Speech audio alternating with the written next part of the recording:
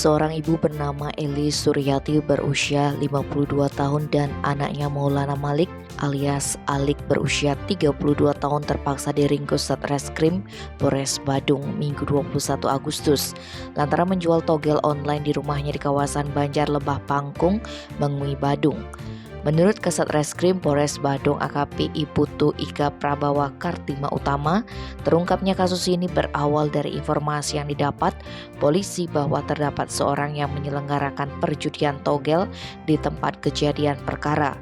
Setelah melakukan penyelidikan, tim Opsnal Unit 1 Reskrim Polres Badung melakukan penggerebekan ke lokasi tersebut sekitar pukul 21 dan berhasil mengamankan Eli yang sedang merekap pasangan togel.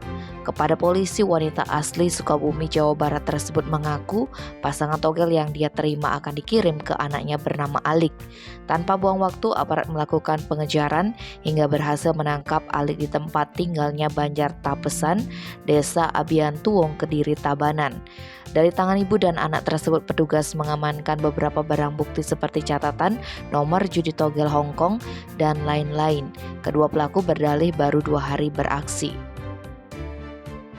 Tim Bali Express melaporkan.